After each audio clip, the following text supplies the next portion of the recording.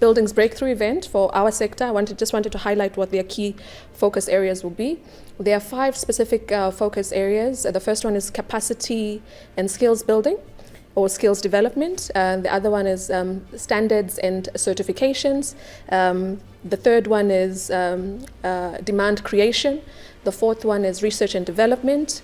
And I believe the fifth one is finance and investment.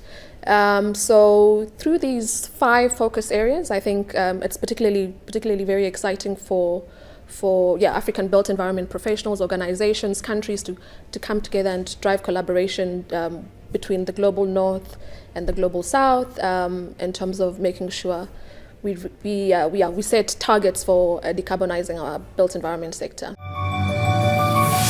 Hi, my name is Jackline Okeyo. I'm the founder of Mzansi Clean Energy Capital. I also work in the US on affordable housing decarbonization. And I am a 2024 African Climate Ambassador. Mzansi Clean Energy Capital is a clean energy startup that is working with African affordable housing landlords to co-create clean energy and water projects and that target low to moderate income households. And we it's really through a blended financing structure that we are unlocking funding to invest in these types of projects. And so this is really what led me to the Africa Climate Ambassador program. I am in the Green Buildings pillar. A lot of my work involves decarbonizing the built environment. How do we utilize policies? How do we pay attention to the climate negotiations? How are those impacting the built environment? So this is what interests me about the sector. Why I joined the African Climate Ambassadors program is because it provides a platform to be able to advocate for some of the most pressing climate change issues that our continent is facing, particularly in the built environment. And also the opportunity to work alongside and collaborate with like-minded peers who are climate experts in various fields and sectors. So the key climate change negotiations that built environment sectors, the African built environment sector particularly needs to pay attention to is the COP and the African Climate Summit. The COP is a global climate negotiation conference that is convened by the United Nations, and this is really a platform for a variety of stakeholders to get involved and pretty much the signatories to the Paris Climate Agreement get involved and do a global stock take in terms of how far their countries and their regions are in relation to reaching the Paris Agreement targets, which is by 2050, dropping those global temperatures to minus 2.5 degrees, to below 2.5 degrees. And also the total people who attend this particular conference include heads of state, civil organizations, NGOs. You also have youth organizations, big corporations, multinationals that attend this event. So I was quite fortunate enough to attend the last COP28 in Dubai, in the UAE, which was focused on investment finance.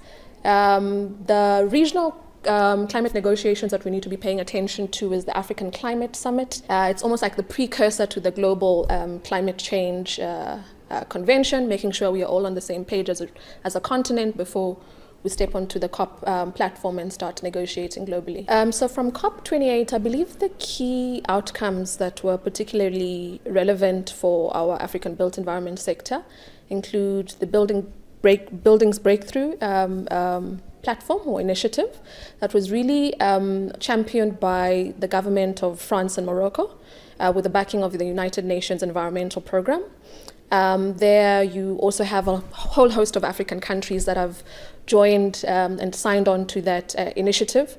It includes countries such as Kenya, it includes Zambia, I believe Egypt is also on there. So it's about 8 different countries who have joined this initiative, which is very, very exciting. This initiative is basically these countries agreeing that they are setting decarbonization targets for their built environment sector, and they are also committing to that by 2030 they will have zero emissions buildings becoming the new normal.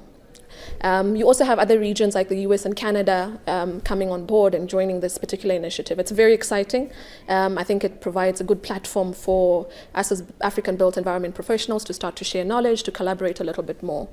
And from that specific buildings breakthrough event for our sector. I just wanted to highlight what their key focus areas will be. There are 5 specific focus areas. The first one is capacity and skills building, or skills development. The other one is standards and certifications. The third one is demand creation. The fourth one is research and development. And I believe the fifth one is finance and investment. So through these 5 focus areas, I think it's particularly very exciting for African built environment professionals, organizations, countries to come together and drive collaboration between the global north and the global south in terms of making sure we set targets for decarbonizing our built environment sector. And then when we look at the African Climate Summit, I think the outcomes there that were particularly interesting for built environment practitioners is the focus on a just energy transition. Being from South Africa, we know that 70% of the energy generation in this country comes from coal. So coal is very much linked to the livelihoods of local communities. So the other thing that I thought was particularly interesting from these climate negotiations, this is the African Climate Summit specifically, is the global community pledge. So what you have is we've been having a series of COPs. I think we are on the 28th COP. Last year was the 28th COP. And the global community has been making pledges around loss and damage, around directing climate finance to the African region. And so when the African Union convened the ACS in Nairobi last year, they really elevated the issue of making sure we hold the global community accountable in terms of making sure we are tracking the pledges of climate finance that needs to come to this region to finance the energy transition. So I thought that was a key outcome that came from those from the Nairobi Declaration on climate change. When you look at how the ACS was convened just before COP and making sure that all the 54 member states met and agreed on specific policies, specific priorities, key priorities for the region, I think it meant stepping into a platform like a COP where we are negotiating with other countries around the globe. We were in a much stronger position as a continent because we were speaking with one voice. So I do believe it left the African continent in a much better position. But I think the challenge that remains is for us to follow up on a lot of the commitments that were made. So I think bearing in mind that the built environment sector buildings are actually one of the largest emitters in terms of when it comes to energy. So the Buildings Breakthrough event, the Buildings Breakthrough initiative from COP28, I think we've already seen some follow through. So for example, today we are here at the Sandton Convention Center. We are at a RICS and WPN conference. So RICS is the Royal Institute of Chartered Surveyors. It's a global standard setting body that is targeted at built environment professionals. And this is their Africa conference. And the focus of this conference is on diversity, innovation, and sustainability. And interestingly, RICS was one of the organizations that actually endorsed the Buildings Breakthrough initiative at COP. They've been particularly instrumental in making sure that they also heed the call to deliver on some of those targets that have been agreed. So RICS specifically has committed to focusing on the sustainability, focusing on building certification and standards. And they've also committed to focusing on capacity and skills development. Hence, we are here today and having this conference. So I think from that perspective, we've definitely seen some follow-through, organizations really picking up the baton and trying to get out there and do their work. And then also as a follow-through would be we've seen quite a few of the decarbonization tools being launched, or decarbonization tools being launched. RICS also has a decarbonization tool called the Whole Carbon Assessment Pathway, really helping a built environment sector monitor and record greenhouse gas emissions from the projects. So I think there's a lot that is coming out of ACAP, but it's really about us as built environment practitioners leaning in and making sure we understand what sort of tools and resources are being designed and being developed to assist us in terms of helping transition our industry to a cleaner energy environment. We also need to get involved in terms of making sure we are adopting and tailoring these standards for our market, because a lot of them are coming from the global north. And then finally, I wanted to say, as you know, referencing back onto the Buildings Breakthrough event, I think there was a follow-up event that was held in Paris, France, convened by the government of France, where different stakeholders from the built environment met, in construction professionals, real estate professionals, and really just works to build and maintain the momentum from some of those discussions that we've seen at COP. So certainly from a built environment perspective, I think there's a lot that has come from those sessions. So I definitely do agree that we do have challenges around, Africa has challenges around climate change. I think the two key challenges for me that I see, particularly from a built environment perspective, is we have a large segment of our population in the informal sector. So around 70% of our labor force is currently employed in the informal sector. What this means is that it makes it increasingly difficult to raise the financing required to fund the clean energy transition.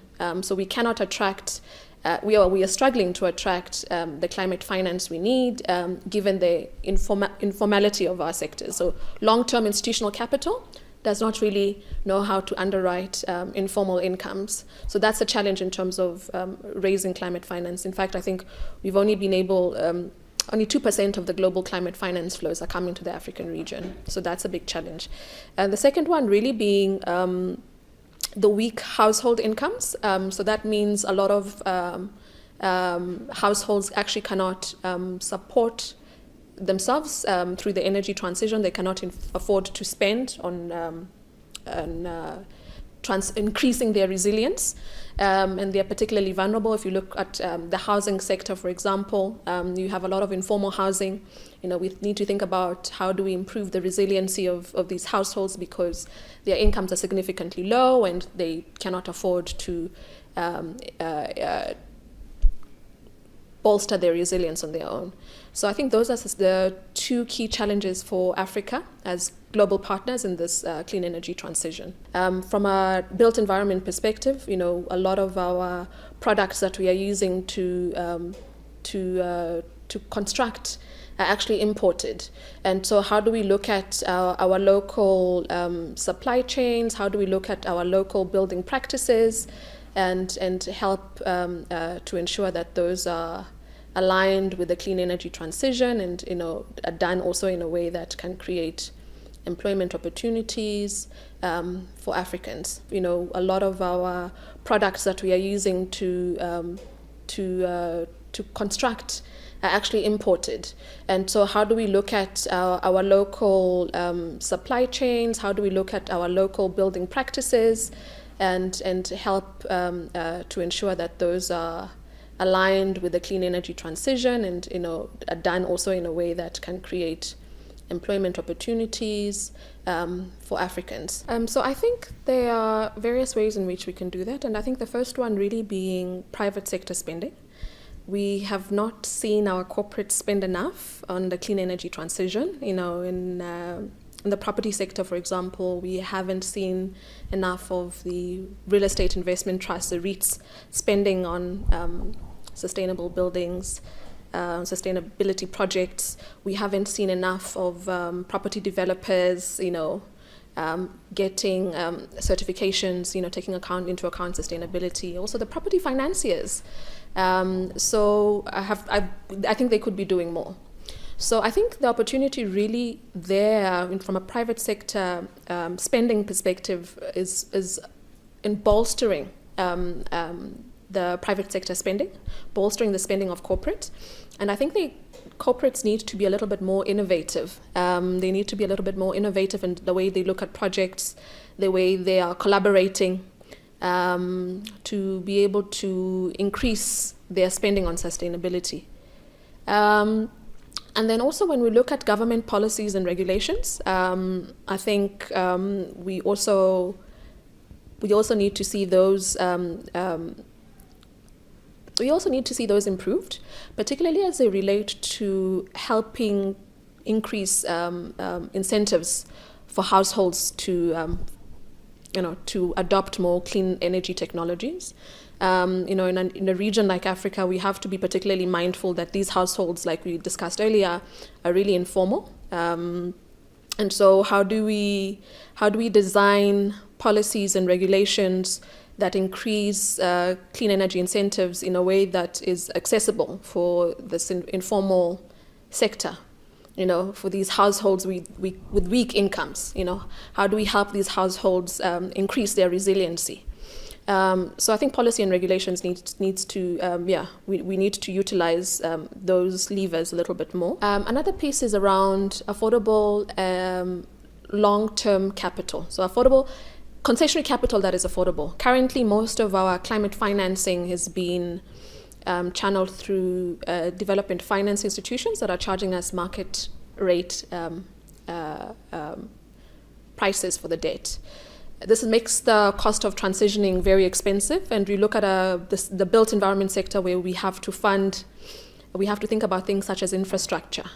It's a very capital intensive industry, so the cost of capital is very significant in terms of the delivery of sustainable real estate. So it's something that definitely needs to be looked into. How do we attract capital that is concessionary but very affordable?